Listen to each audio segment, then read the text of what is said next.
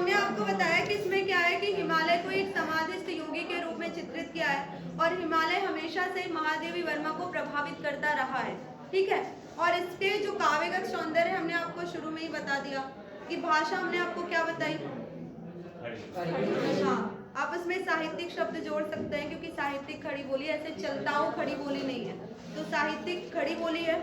छंद हमने आपको क्या बताया, तुकांत मुक्त, ठीक है। मुक्त क्यों है, क्योंकि 1916 निराला ने जब जूही की कली लिखा तो वहीं से मुक्त छंद प्रारंभ हुआ और ये छायावाद में ही आया और महादेवी छायावाद की कवियत्री थी, इसलिए उन्होंने निराला का साथ देते हुए मुक्त छंद में रचनाएं लिखी। ये मुक्त छंद तो है लेकिन अतुकांत मुक्त है। अतुकांत और तुकांत क्या होता है ये हमने आपको बताया। तुकांत जो अक्षर मैत्री होती है, अक्षर मैत्री से तात्पर्य कि पहली पंक्ति का अंतिम अक्षर दूसरी पंक्ति का अंतिम अक्षर जब समान होते हैं तो वो तुकांत होता है, समान नहीं होते तो वो अतुकांत होता है। तो आप देखो, एक में महान है, फिर भाल है, फिर हास है, फिर धनुष है, फिर बतास है, ठीक है। अंतर है ना, अब स ही है लेकिन उस स में ही अंतर है ना, तो उच्चारण में अंतर आ जाता है, इसलिए अतुकांत मुक्त है। साथ ही साथ हमने आपको रस बताया था। रस क्या बताया था, शांत है, ठीक है। सभी पंक्ति में शांत है क्योंकि हिमालय को एक समाधिस्थ योगी के रूप में बताया गया है, तो जहाँ पे योगियों की बात होगी शांत वहां पे होगा ही। शब्द शक्ति की बात करें तो शब्द शक्ति लक्षणा है। गुण की बात करें तो गुण संपूर्ण पंक्ति में क्या है, माधुर्य है। अलंकार की बात करें तो इसमें एक मानवीकरण अलंकार है जो सब में है, और मानवीकरण क्या है ये हमने आपको बताया। क्या बताया हमने, हाँ, प्राकृतिक वस्तुओं को जब मनुष्य जैसा कार्य करते दिखाया जाए, मनुष्य जैसा व्यवहार करते दिखाया जाए या मानवीय चेष्टाओं का आरोपण किया जाए तो वहां पर मानवीकरण होता है। तो संपूर्ण पंक्ति में हिमालय को समाधिस्थ योगी के रूप में चित्रित किया गया, क्रियाशील बताया गया है, उन्हें कार्य करते हुए दिखाया गया, क्योंकि है तो ये जड़ लेकिन इसमें चेतनता का बीजारोपण कर दिया गया जिसके कारण ये मानवीकरण अलंकार है, ठीक है। और बाकी जो अलंकार आएंगे वो हम आपको बता देंगे। तो काव्यगत सौंदर्य समझ में आ गया ना। देखो, हे चिर महान या स्वर्ण रश्मि छू श्वेत भाल, बरसा जाती रंगीन हाथ, सेली बनता है इंद्रधनुष, परिमल मलमल जाता बतास, पर रागहीन तू हिम निधान। महादेवी वर्मा हिमालय से कहती हैं कि हे हिमालय, तुम चिर महान, तुम चिरकाल से अपनी गौरव और महानता को बनाए हुए हो। हिमालय बहुत पहले से है, ठीक है। जब से इस पृथ्वी का अस्तित्व है तभी से हिमालय का भी है।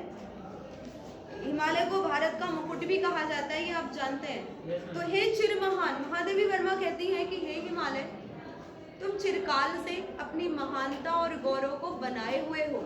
यह स्वर्ण रश्मि छू श्वेत भाल, यदि तुम्हारे बर्फ से आच्छादित शिखर पर, छू श्वेत भाल, भाल का अर्थ होता है मस्तक, यहाँ पे आप शिखर भी कह सकते हैं। और श्वेत क्यों कहा गया है, क्योंकि हिमालय आप ऊपर जैसे जाते हैं वो बर्फ से ढका हुआ होता है, बर्फ से आच्छादित होता है। तो छू श्वेत भाल या स्वर्ण रश्मि, बर्फ से आच्छादित तुम्हारे श्वेत या चांदी के समान श्वेत शिखर पर यह स्वर्ण रश्मि छू।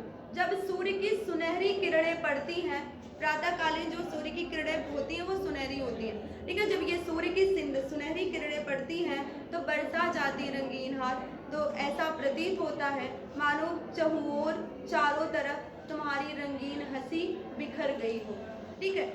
यह स्वर्ण रश्मि छू श्वेत भाल, बरसा जाती रंगीन हाथ, तुम्हारे बर्फ से आच्छादित शुभ्र या श्वेत शिखर पर जब सूर्य की सुनहरी किरणें पड़ती हैं तो बरसा जाती रंगीन हास, तो ऐसा प्रतीत होता है जैसे चारों तरफ तुम्हारी रंगीन हंसी बिखर गई हो, ठीक है।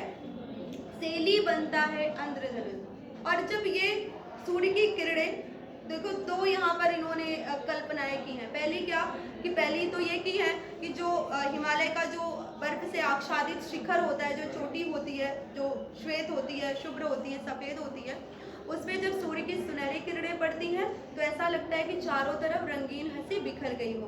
दूसरी कल्पना इन्होंने क्या की है कि जब सूर्य की सुनहरी किरणें तुम्हारे ऊपर पड़ती हैं तो ऐसा लगता है सेली बनता है इंद्रधनुष। सेली का मतलब होता है पगड़ी या दुपट्टा कह सकते हैं, मानो तुमने इंद्रधनुषी रंग का दुपट्टा या पगड़ी बांध ली हो, ठीक है। दो कल्पनाएं की हैं। जब सूर्य की सुनहरी किरणें पड़ती हैं बर्फ से आच्छादित श्वेत शिखर पर तो ऐसा प्रतीत होता है जैसे तुम्हारी रंगीन हंसी चारों तरफ बिखर गई हो।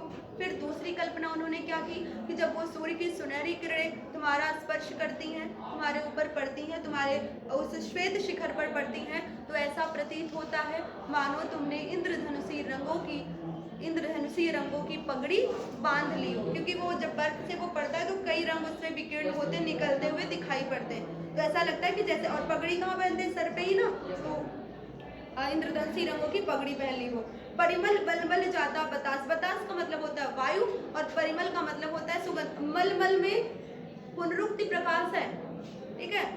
पुनरुक्ति प्रकाश क्या होता है, एक शब्द की आवृत्ति दो बार हो, अर्थ एक हो, और इसके पहले उत्प्रेक्षा था ना, क्योंकि कल्पना की गई, संभावना की गई, ठीक। परिमल मलमल जाता बतास, फूलों के संपर्क में आकर सुगंधित वायु मानो तुम्हारे शरीर पर चंदन का लेप कर जाती है। चंदन सुगंधित होता है, ठीक है, और फूल से जो सुगंध निकलती है वो भी सुगंधित होती है, और जो सुगंधित हवा चलती है वो हिमालय से ही चलती है, मलयज बयार जिसको कहते हैं, जो सुगंधित और शीतल होती है, ठीक है। तो परिमल मलमल जाता बतास, फूलों के संपर्क में आकर सुगंधित वायु मानो तुम्हारे शरीर पर चंदन का लेप कर जाती है। पर रागहीन तो हिमनिधान, लेकिन इन सब में तो निर्लिप्त है, इन सब के प्रति तुम्हारे मन में कोई अनुराग नहीं है। हे हिमनिधान, हे हिमालय, तुम्हें इन सब के प्रति कोई अनुराग नहीं है। अब देखो, कोई भौतिक सुख सुविधा से संपन्न होता है तो उसमें अहम आ जाता है, अहंकार आ जाता है कि मेरे पास तो इतना है, तुम्हारे पास क्या है, ठीक है। वो अपना वर्चस्व कायम करना चाहता है, चाहता हर कोई उसका आदर सम्मान करे, कोई उसे तिरस्कृत ना करे, ठीक है। लेकिन हिमालय के पास तो सब कुछ है, लेकिन उसके बाद भी उन सब में वो निर्लिप्त नहीं है, उन सब के प्रति उसका मोह, उसका अनुराग नहीं है। और जो सच्चे योगी होते हैं वो इन सुख सुविधाओं से पूर्ण होने पर भी वो उनके प्रति आसक्त नहीं होते और उसका अभिमान नहीं करते। तो हिमालय उसी समाधिस्थ योगी के रूप में यहाँ पर चित्रित है। एक बार फिर से देख लो, हे चिर महान, महादेवी वर्मा कहते हैं कि हे हिमालय, तुम चिरकाल से अपनी महानता और गौरव को बनाए हुए हो। यह स्वर्ण रश्मि छू श्वेत भाल बरसा जाती रंगीन हाथ, बर्फ से आच्छादित तुम्हारे श्वेत शिखर पर जब सूर्य की सुनहरी किरणें पड़ती हैं तो चारों तरफ तुम्हारी रंगीन हंसी बिखर जाती है, शैली बनता है इंद्रधनुष। जब ये सूर्य की सुनहरी किरणें तुम्हारे श्वेत शिखर का स्पर्श करती हैं तो ऐसा प्रतीत होता है मानो तुमने इंद्रधनुषीय रंगों की पगड़ी बांध रखी हो। परिमल मलमल जाता बतास, फूलों के संपर्क में आकर सुगंधित वायु मानो तुम्हारे शरीर पर चंदन का लेप कर जाती है। पर रागहीन तू निदान, इतना सब कुछ होने पर भी तुम निर्लिप्त हो, इन सब के प्रति तुम्हारी कोई आसक्ति नहीं है, इन सब के प्रति तुम्हारा कोई अनुराग नहीं है, इसलिए हे हिमालय तुम महान हो। ठीक है, यहाँ तक समझ में आ गया। आगे देखो, नभ में गर्वित झुकता नसीस पर अंक लिए है दीन क्षार मन गल जाता नत विश्व देख तन सह लेता है पुलिस वार कितने मृदु कितने कठिन प्राण। नभ में गर्वित झुकता नसीस, तुम इतने स्वाभिमानी हो कि नभ में गर्वित, स्वाभिमान के साथ तुम्हारा जो सिर है वो आकाश में ऊंचा उठा रहता है, किसी के सामने झुकता नहीं है। आपने नहीं देखा होगा कि पर्वत किसी के सामने झुका हो, हिमालय किसी के सामने झुकता नहीं, वही आया है नभ में गर्वित झुकता न शीश, तुम्हारा सिर, तुम्हारा शीश स्वाभिमान से आकाश में ऊंचा उठा रहता है, किसी के समक्ष नतमस्तक नहीं होता, किसी के समक्ष झुकता नहीं है, पर अंक लिए हैं दीन जहां। लेकिन तुम्हारे हृदय में करुणा है, इसलिए अपनी गोद में तुम दीन धूल को समेटे हुए रहते हो। ठीक है, नभ में गर्वित, इतने स्वाभिमानी हो कि आकाश में तुम्हारा सिर ऊंचा उठा रहता है, किसी के सामने झुकता नहीं है, लेकिन तुम्हारा हृदय इतना उदार है कि अपनी गोद में धूल को, तुक्ष धूल को स्थान देते हो। पर अंक लिए है दीन छार, लेकिन अपनी गोद में तुम तुक्ष धूल को स्थान देते हो। मन गल जाता नत विश्व देख तन सह लेता है पुलिस बार, मन गल जाता नत विश्व देख तन सह लेता पुलिस बार। तुम्हारा जो मन है वो संसार को देखकर, तुम्हारा जो हृदय है वो संसार को देखकर, संसार के दुख को देखकर पिघल जाता है और सरिताओं के रूप में, नदियों के रूप में प्रवाहित होता है।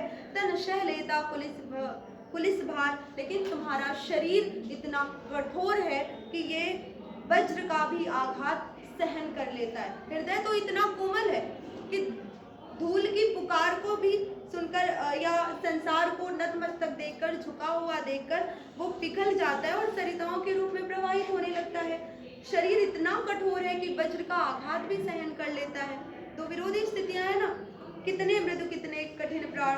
तुम शरीर से जितने कठोर हो, दृढ़ निश्चयी हो, हृदय से उतने ही कोमल हो कि किसी का दुख देख नहीं सकते। विरोधाभास अलंकार है। विरोधाभास क्या होता है? दो स्थितियां एक साथ हो ना, दो विषम स्थितियां एक साथ है, कठोर भी है और कोमल भी है, तो विरोधाभास अलंकार है। समझ में आया? इसमें ज्यादा कठिन तो था नहीं। किसी को ऐसा है जो इसको समझ ना आया हो? आ गया ना? आगे बढ़े। इधर इन लोगों की आवाज ही नहीं आती। भाभी के नहीं आती क्या? आगे देखो। टूटी है तेरी कब समाधि, झंझा लौटे शतहार हार, वह चला दृगों से किंतु नीर, सुनकर जलते कड़की पुकार, सुख से विरक्त दुख में समान। टूटी है तेरी कब समाधि। हिमालय को फिर कहती है कि तुम समाधिस्थ योगी हो, तुम्हारी समाधि कभी टूटी नहीं है, हमेशा तुम समाधि में लीन रहते हो। झंझा लौटे शतहार हार, सैकड़ों तूफान और झंझावात आते हैं, तुमसे टकरा कर लौट जाते हैं, तुम्हें डिगा नहीं पाते। तुम अविचल भाव से अपनी समाधि में ही लीन रहते हो, कभी उससे हटते नहीं हो। तमाम प्रयास होते हैं, सैकड़ों तूफान, हजारों झंझावात आते हैं, तुम्हें झकझोरने का, तुम्हें समाधि से विमुख करने का तमाम प्रयास करते हैं, लेकिन वो सब विफल हो जाते हैं और तुम अविचल भाव से अपनी समाधि में ही लीन रहते हो। वह चला दृग से किंतु नीर, सुनकर जलते कड़ की पुकार। लेकिन तुम्हारा हृदय इतना कोमल है कि जलते हुए कड़ की पुकार को सुनकर तुम्हारे नेत्रों से झरनों के रूप में या झरना रूपी अश्रु या अश्रु प्रवाहित होने लगता है। सुनकर जलते कड़ की पुकार, वह चला दृगों से किंतु नीर। लेकिन तुम्हारा हृदय इतना कोमल है कि जलते हुए धूल के, तुक्ष धूल के कड़ों की पुकार को सुनकर तुम्हारे नेत्रों से अश्रु प्रवाहित होने लगता है, जो हमारे समक्ष किसके रूप में आता है? झरनों के रूप में आता है। सुख में विरक्त दुख में समान। तुम सुखों में तुम्हारी आसक्ति नहीं है, सुख भोग में आसक्ति नहीं है, और दुख में तुम दुखी नहीं होते हो। दुख और सुख दोनों स्थितियों में तुम एक समान रहते हो। और एक समाधिस्थ योगी की पहचान भी यही होती है कि वो दुख और सुख दोनों को समान रूप से ग्रहण करता है। जो सामान्य मनुष्य होता है, जैसे हम और आप क्या है, अगर हमें सुख मिलेगा तो हम प्रसन्न हो जाएंगे, आनंदित हो जाएंगे। अगर दुख मिलेगा, पीड़ा मिलेगी तो हम दुखी हो जाएंगे, हमारे अश्रु आएंगे। लेकिन जो योगी होता है, संत होता है, वीर होता है, वो दोनों स्थितियों में एक समान रहता है, सुख में भी दुख में भी। सुख में वो अति उत्साहित नहीं होता और दुख में रुदन नहीं करता। ठीक है, समझ में आया ना? इसमें कुछ कठिन ऐसा नहीं है। फिर से एक बार बता दें। टूटी है तेरी कब समाधि, झंझा लौटे हार हार। महादेवी वर्मा कहती हैं कि तुम हमेशा समाधि में लीन रहते हो, तुम्हारी समाधि कभी टूटती नहीं है। झंझा लौटे शतहार हार, सैकड़ों तूफान झंझावात आते हैं, तुम्हारी समाधि तोड़ने का प्रयास करते हैं, तुमसे टकरा कर लौट जाते हैं और अपने उद्देश्य में विफल हो जाते हैं, और तुम अविचल भाव से अपनी समाधि में लीन रहते हो, कभी उससे हटते नहीं हो। वह चला दृगों से किंतु नीर, सुनकर जलते कड़ की पुकार। तुम्हारा शरीर जितना कठोर है, तुम जितने दृढ़ निश्चयी हो, उतना ही तुम्हारा हृदय भी कोमल है कि जलते हुए तुक्ष धूल के कड़ की, आप देखो, एक कड़ की पुकार। तूफान आते, टकरा के लौटने, कुछ बिगाड़ नहीं पाते, लेकिन एक जो तुक्ष धूल का कड़ है, उसकी पुकार को सुनकर तुम्हारे नेत्रों से अश्रु प्रवाहित होने लगता है, जो कि झरनों के रूप में हमारे समक्ष आता है। सुख में विरक्त दुख में समान। तुम सुख में आसक्त नहीं हो, सुखों में तुम्हारी आसक्ति नहीं है, और दुख में तुम दुखी नहीं होते। सुख और दुख दोनों स्थितियां तुम्हारे लिए समान है, दोनों में ही तुम समभाव से रहते हो। ठीक, मेरे जीवन का आज मुख तेरी छाया से हो मिला, तन तेरी साधकता छूले, मन ले करुणा की थाह नाप, उर्मे पावस त्रिग में बिहान। महादेवी वर्मा हिमालय से इतनी प्रभावित हैं कि वो हिमालय के सद्गुणों को अपने आचरण में उतारना चाहती हैं। इसलिए वो कहती हैं कि मेरे जीवन के आज मुख तेरी छाया से हो मिला। महादेवी वर्मा कहती हैं कि मैं अपने जीवन को तुम्हारी छाया से मिला देना चाहती हूँ, अर्थात तुम्हारे सद्गुणों को अपने व्यवहार में ढालना चाहती हूँ, स्वयं में समाविष्ट करना चाहती हूँ। तन तेरी साधकता झूले, मेरा शरीर तुम्हारी तरह साधना शक्ति से परिपूर्ण हो जाए कि कठोरों झंझावात भी मुझे डिगा ना पाए। मन ले करुणा की धाना और मेरे मन में तुम्हारी तरह करुणा का सागर भर जाए कि किसी के दुख को देखकर उसके दुख को दूर करने का प्रयास करने लग जाऊं। उर में पावस दृग में विहान, मेरे हृदय में करुणा की बरसात के कारण सरसता बनी रहे दृग में विहान, और मेरे नेत्रों में ज्ञान की ज्योति उद्भाषित होती रहे। ठीक है, ज्ञान का प्रकाश विकीर्ण होता रहे। मेरे जीवन के आज मुख तेरी छाया से को मिला। महादेवी वर्मा कहती है कि हे समाधिस्थ योगी हिमालय, मैं अपने जीवन को तुम्हारी छाया से मिला लेना चाहती हूँ, अर्थात तुम्हारे सद्गुणों को अपने आचरण, अपने व्यवहार में ढालना चाहती हूँ। ठीक है, तन तेरी साधकता झूले, मेरा शरीर तुम्हारी तरह कठोर साधना शक्ति से परिपूर्ण हो जाए कि विषम परिस्थितियों में भी मैं अपने उद्देश्य से ना भटकूं। मन ले करुणा की धाना और मेरे हृदय में भी तुम्हारी तरह करुणा का सागर भर जाए कि किसी तुच्छ प्राणी के भी दुख को देखकर मैं उसे दूर करने का प्रयास करूं। उर में पावस का अर्थ होता है बरसात, उर का अर्थ होता है हृदय। मेरे हृदय में करुणा की बरसात हो जिससे सरसता बनी रहे। दृग में विहान, दृग का मतलब होता है नेत्र, और मेरे नेत्र में ज्ञान की ज्योति उद्भाषित होती रहे। समझ में आया? कुछ ऐसा है जो आपको ना समझ में आया हो? समझ में आ गया ना? कोई कठिनाई?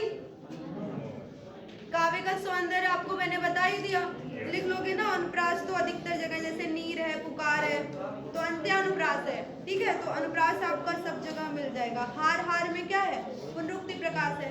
ठीक, मानवीकरण तो हर जगह है, उत्प्रेक्षा भी कुछ जगह पे है। तो सबको समझ में आ गया ना?